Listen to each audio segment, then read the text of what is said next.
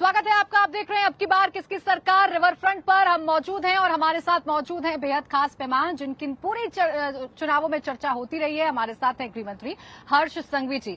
हर्ष जी, break पर जाने से पहले गुजरात के तमाम मुद्दों पर आपसे चर्चा हुई। चूंकि बीते कई दिनों से हम अहमदाबाद में हैं और जब हर्ष जी के नाम का जिक्र होता है तो ये भी कहा जाता है कि हर्ष संघवी आने वाले वक्त के भविष्य के अमित शाह साबित हो सकते हैं। देखिए, मैं एक बहुत सामान्य कार्यकर्ता हूं और ये कहीं ना कहीं मेरे जैसे कार्यकर्ताओं की दिशाहीन करने के लिए इस प्रकार के शब्द का उपयोग होता है।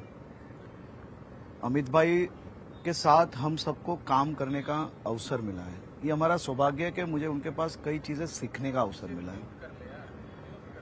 अमित भाई बनना ये संभव नहीं, असंभव बात है।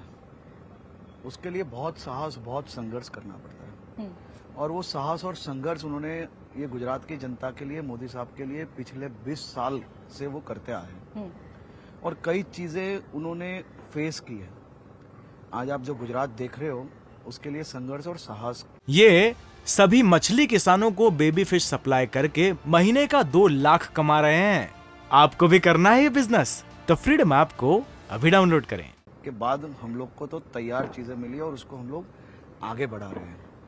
तो वो जो इंस्टीट्यूट के वाइस चांसलर है और जहां मेरे जैसे हजारों लाखों स्टूडेंट हैं, उनमें से मैं एक विद्यार्थी हूं। तो कहीं ना कहीं आने वाले सालों तक मैं तो भगवान से यही प्रार्थना करता हूं कि उनके पास हमें इसी प्रकार से काम करने का अवसर मिले और हम उनके पास सीखते रहे काम करना। आपने चलिए बताया आप छोटे से कार्यकर्ता हैं, लेकिन यहाँ पर जो एनालिस्ट हैं वो आपके बारे में कुछ ऐसी बातें करते हैं। लेकिन अगर हम चुनाव पर वापस लौटें तो इन चुनावों में बीजेपी को अपनों के साथ भी फाइट करनी पड़ी, क्योंकि अभी भी हम जब कई सीटों पर जिक्र कर रहे थे पहले फेज की, तो बीजेपी की जो टफ फाइट थी वो कांग्रेस, आम आदमी पार्टी या मीम से होने की बजाय अपने ही जो बागी हो गए, जो खड़े हो गए आपके सामने, उनसे आपकी फाइट नजर आई। ये कितना चैलेंजिंग रहा आपके लिए और ये कितना आपकी सीटों पर फर्क डालेगा? देखिए, भारतीय जनता पार्टी एक संयुक्त परिवार है। दुनिया का सबसे बड़ा जॉइंट फैमिली है।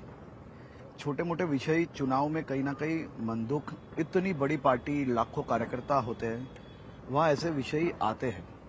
लेकिन जब गुजरात की जनता की हित की बात हो तब हमारा परिवार पूरा एक होके जनता की सेवा में आगे बढ़ता है।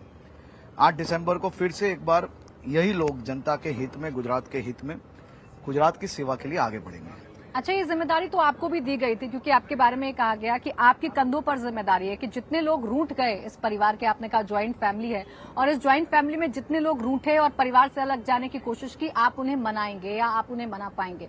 कोशिश बहुत हद तक सफल नहीं हो पाई। देखिए, मीडिया को जो सुनना है वही सुनते हैं और जो बोलना है वही बोलते हैं।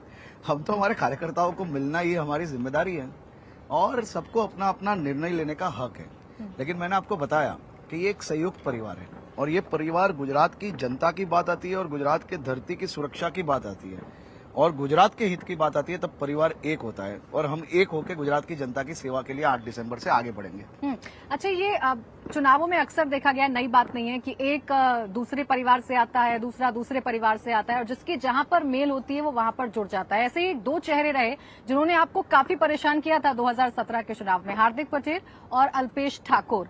आरोप कांग्रेस ही लगाती है आप पर कि जिन्होंने प्रधानमंत्री नरेंद्र मोदी को लेकर न जाने क्या क्या बोला, वो बीजेपी में आते उनकी विचारधारा कैसे पवित्र हो गई? आपको कैसे लगा कि वो अब बीजेपी के विचारधारा के हो गए और आप अपने साथ ले आए, जोरों शोरों से चुनाव भी लड़वाया? देखिए, राज्य के दोनों युवान नागरिक जिनको समाज में सेवा करने का एक सपना था, भूल से गलत पार्टी में चले गए, उनसे इन्फ्लुएंस्ड हुए और कहीं ना कहीं प्रोपेगेंडा के माध्यम से जिस प्रकार से उन पर दबाव बनाया गया, गुजरात तोड़ने वाली शक्तियों में उनकी शक्ति का उपयोग करने का प्रयास ये लोग ने जिस प्रकार से किया, और भगवान ने इन लोग को सद्बुद्धि दी और गुजरात की सेवा करने के लिए सही दिशा में वो लोग भारतीय जनता पार्टी के साथ जुड़े और मुझे विश्वास है कि भारतीय जनता पार्टी के विचारों के साथ आगे बढ़ के सब लोग गुजरात की जनता की सेवा करेंगे। लेकिन इन सब में आपके अपने तो पीछे छूट गए ना। कांग्रेस से जो लोग आए, आपने उन्हें टिकट दिया, उनका गर्मजोशी से स्वागत किया, लेकिन जो कार्यकर्ता, क्योंकि आप कहते हैं कैडर बेस्ड पार्टी है, आपकी कार्यकर्ता जमीन पर काम करते हैं, तो जो कार्यकर्ता 5 साल से काम कर रहा था और उसे उम्मीद थी कि आप उसे टिकट देंगे, उसे टिकट ना देकर ये भी तो आपने नाइंसाफी की अपने कार्यकर्ताओं के देखिए, साथ। भारतीय जनता पार्टी एक कैडर बेस्ड पार्टी है। यहाँ पे संगठन और इलेक्टोरल पॉलिटिक्स दोनों का एक बहुत ही बड़ा महत्व है। यहाँ पे कांग्रेस जैसा नहीं है कि 300 उपाध्यक्ष होंगे, 200 महासचिव होंगे। यहाँ पे हर एक व्यक्ति की अपनी एक अहमियत है, हर एक कार्यकर्ता की अपनी एक अहमियत है। यहाँ पे कार्यकर्ताओं को अलग अलग विषयों में पार्टी जिम्मेदारी देके उनका उपयोग जरूर से करती है, अलग अलग व्यवस्थाओं में। तो जो कार्यकर्ताओं को इलेक्टोरल पॉलिटिक्स में मतलब के कई चुनाव में डाला है, तो उसके अलावा भी जो कार्यकर्ता है वो संगठन में भी काम कर रहे हैं, दूसरे विषयों में भी साथ में मिलकर काम कर रहे हैं, और सभी लोग साथ में मिलकर राज्य के हित में, राज्य की जनता की सेवा करने के लिए आगे बढ़ रहे हैं। देखिए, ये इस तरीके से आप जरूर कह रहे हैं, लेकिन आपकी पार्टी पर, आपके यहाँ पर जो सरकार है उस पर कई आरोप लगते हैं। एक आरोप ध्रुवीकरण का आप पर सबसे ज्यादा लगता है कि 27 साल से आप हैं, आपके पास बताने के लिए बहुत कुछ होना चाहिए, लेकिन इससे अतर आप सिर्फ पोलराइजेशन करते हैं। मुख्यमंत्री योगी आदित्यनाथ का यहाँ पर आना, असम के सीएम हेमंत बिस्वा शर्मा का यहाँ पर आना, और जिस तरीके के बयान बिस्वा शर्मा ने दिए, उसके बाद कांग्रेस हमलावर हो गई आप पर कि ये आपका प्रोपेगेंडा है, आपको पता है कि आप जनता के बीच में कुछ नहीं दिखा पाएंगे, इसलिए आप हिंदू मुसलमान कर दीजिए। मैं आपसे विनती करता हूँ कि ये प्रोपेगेंडा किसका है, ये जांच होनी चाहिए। सबसे पहले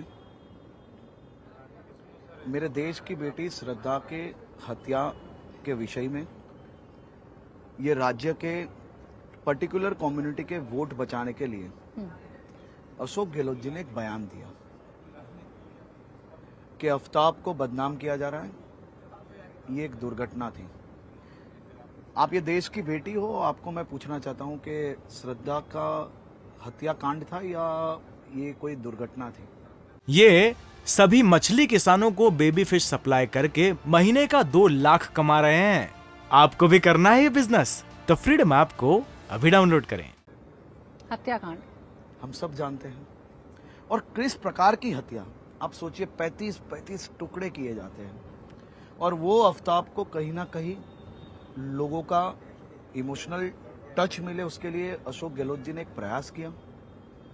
मैंने तो मात्र ये कहा कि अशोक गहलोत जी को मत बचाने के लिए इतना ही शौक है, और डूबती हुई कांग्रेस के एक ही कम्युनिटी के मत बचाने के लिए वो प्रयास करते हैं, और श्रद्धा को न्याय दिलाने के बदले आफ्ताब को मदद कर रहे हैं। उससे अच्छा वो राजस्थान में उनका पुतला बना ले कहीं पे।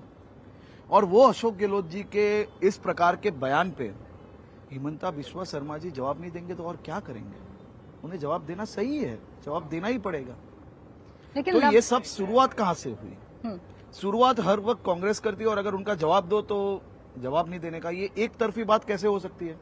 हमें भी तो न्याय है, हम भी तो ये देश के नागरिक हैं, हम क्यों जवाब नहीं दे? आप कोई सवाल उठाओगे तो हमें जवाब नहीं देना, ये किस प्रकार की बात है? आप अकेले ही बोलोगे?